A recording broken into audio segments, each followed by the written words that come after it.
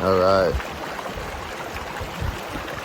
So I am in Gorham, New Hampshire, man.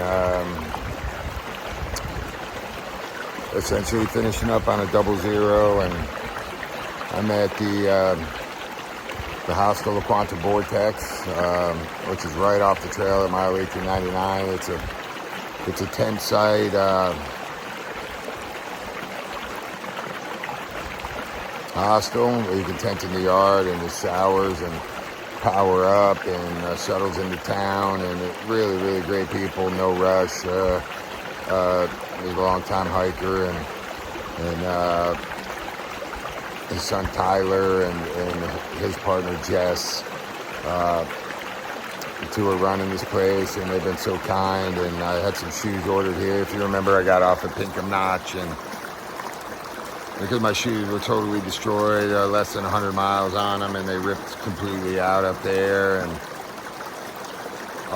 in the rugged and relentlessness of the rocks of the whites and the prezzies, and but I managed to overcome that adversity and hike down to Pinkham Notch, even though my foot was sliding out of both the shoes. It was literally ripped from heel to toe, and but I made it, man. And you know, I said before, like, hiking is about overcoming adversity, but I try to avoid creating adversity, and I considered hiking up Wildcats in those shoes and just continuing to trek on until my shoes got here. Hoka was really pretty good about sending me a new pair and warrantying those, but I had to order a new pair and expedite shipping and then ship those shoes back, and it took a couple days. So I got, today's Friday, I'm sorry. I don't know, September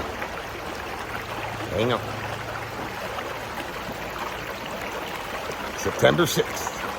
And I got to pick them on Wednesday, September 4th. And so I've been 00'd and waiting on the shoes, and they came in today, and I'm a 14 wide now, and I really think that's probably part of the problem. The other ones were 14s and speed goats, and they just there's too much pressure on the outside of the shoe in that rugged terrain, and you know, too much weight. And man, so many people ask me how much weight I've lost. Let me tell you, I have lost 0 pounds, man. 0. I am the same weight I was when I started, and I'm probably the only friggin' hiker out here who hasn't lost a pound, man. And I guess that's really a good thing, but I got a few pounds to lose, man. So I was hoping to come back like a skinny guy like I was back in the Marine Corps, but it is what it is, man. I've never felt better. I feel amazing.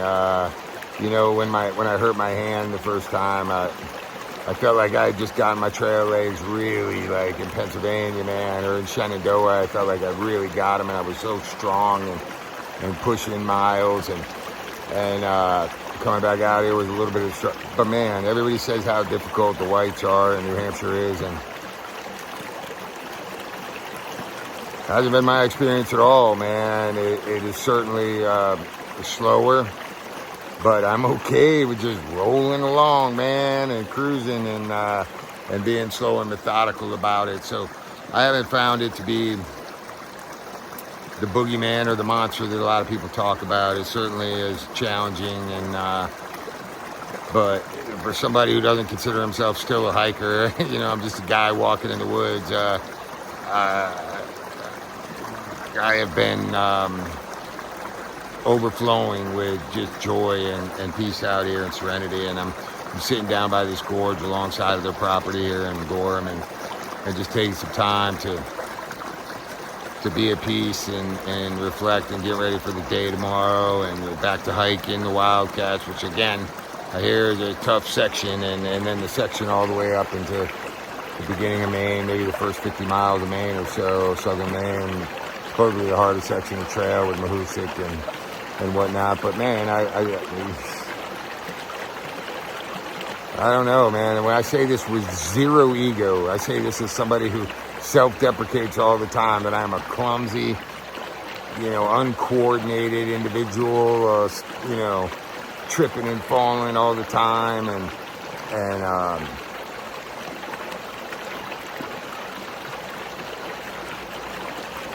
not as bad as people think it is, man. It is certainly tough and challenging physically and mentally, but I'm just smiling through it, man, and just witnessing the rich off pain, man, seeing the beauty behind the pain of the climb, man. My body's never felt better, and for the big boy hiking out there, man, my body's never felt better, and yeah, man, I just feel blessed. So get ready. I should be in Maine here shortly. I got 21 miles to get back to here. Probably take 2 days to do that, and then resupply, and then be strolling into Maine after that, shortly thereafter. And you know, I don't know when I'm going to summit. I don't even know if I am going to summit. Said it from the beginning. It's not about finishing for me. I have zero to prove to anybody and zero to prove to myself. And I didn't come out here looking for anything.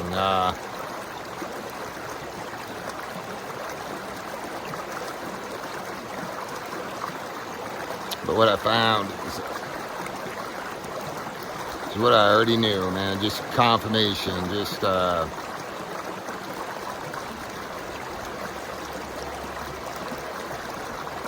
overjoyed, man. Overjoyed. You know, and I was sharing with somebody the other day, like if I'm being honest, man, I've considered dropping the mic and heading home, and not because my body feels bad, because I feel great, not because I'm not enjoying every moment out here, because I am. I certainly miss my grandkids and my daughter, and my son just got out of treatment and I haven't seen him in a long time, and he's in Denver and I want to visit him, and my friends in recovery and back home and all the support that I've gotten. I could certainly miss them, but you know, none of that would be the reason I would have got off trail. Simply would have been like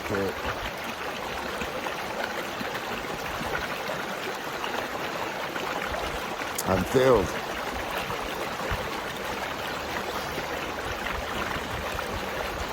I'm overflowing, and I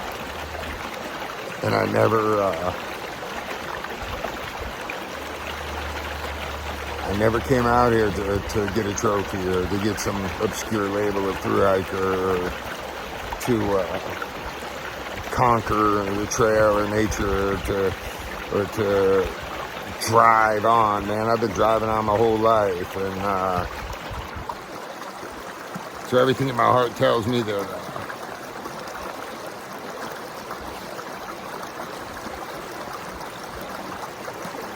I'm fulfilled, man.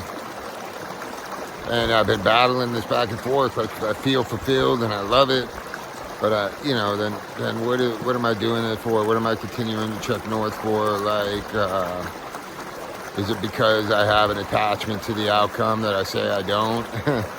Is it because I want to finish because of the people at home and that have been supporting me this whole time, and the people on the YouTube channel, and that I have something to prove to them, or you know, and all of those things mean something to me. But as a self-reflective person, I'm constantly asking myself those questions, like,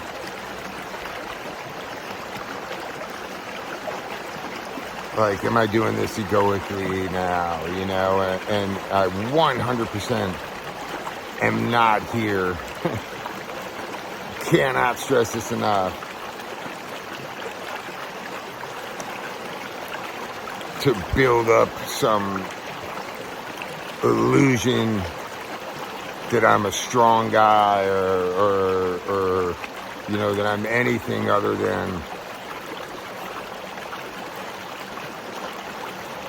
guy walking in the woods, man. I'm no role model. I'm no hero.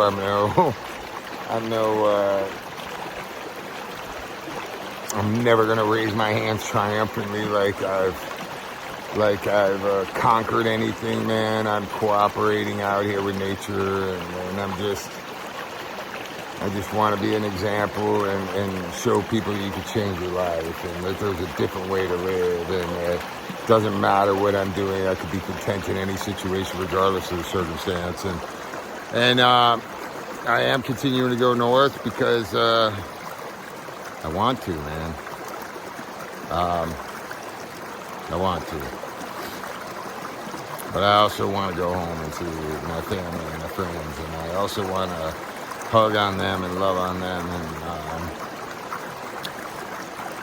but I am intentionally cherishing every single moment out here because I know it's a journey of a lifetime, and I know it's coming to a close, and maybe I got 30 days left, I don't know.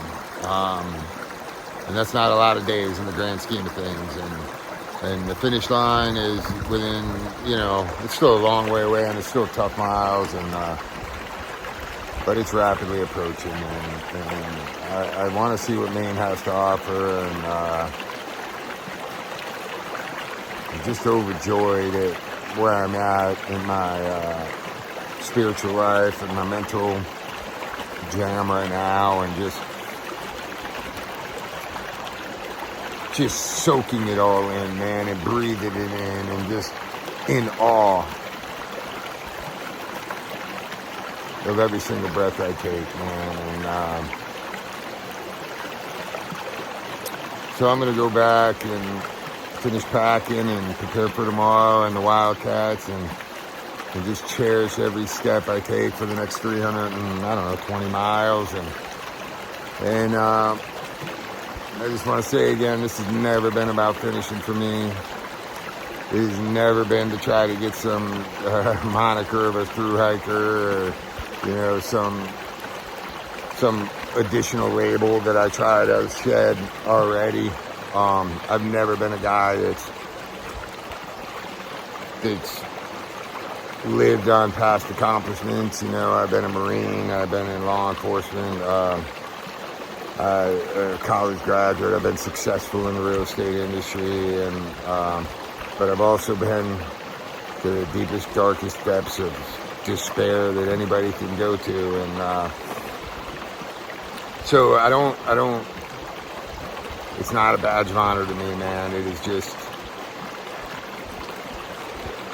just walking in the woods, man, and soaking it all in, and living one breath at a time, man, and hoping I'm some sort of example, but I'm no hero, and I'm no role model, man. I'm just a guy, dude. I'm just a guy, man.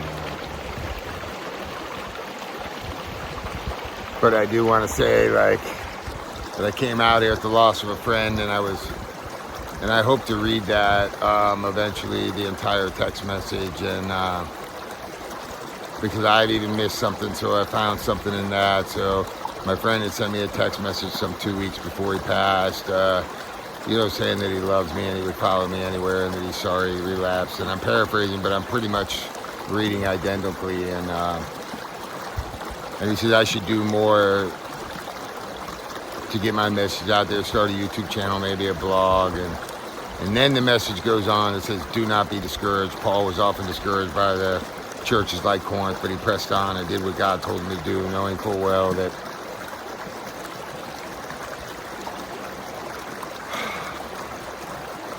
there was a purpose for him, and then this is the part that I missed. It says something to the effect that if you should get ahead of, regardless if you're on top of the mountain or in the valley, if you should get ahead of him, he will humble you. If you should fall behind, he will encourage you. But I missed the complete sentence that whether you're on top of the mountain or in the valley. So, he knew I was coming out here long before I did, man. All right. Overflowing with love and gratitude, man. He hikes on.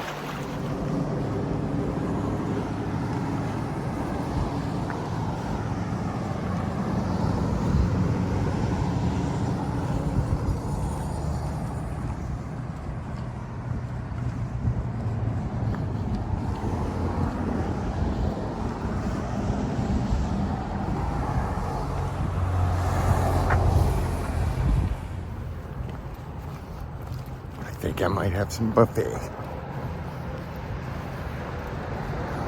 Yum.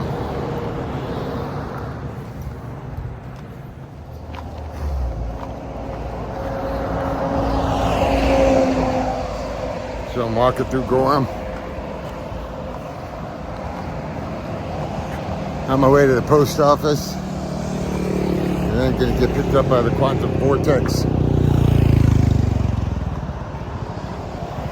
It's kind of like a hostel. Tent yard, tent camping.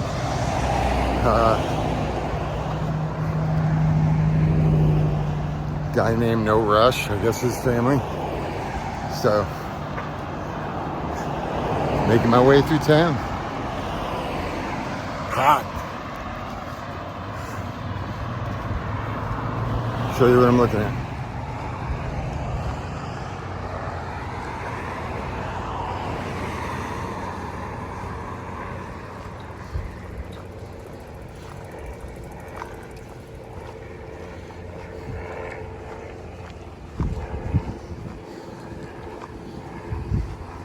Hi. Fancy seeing you guys here.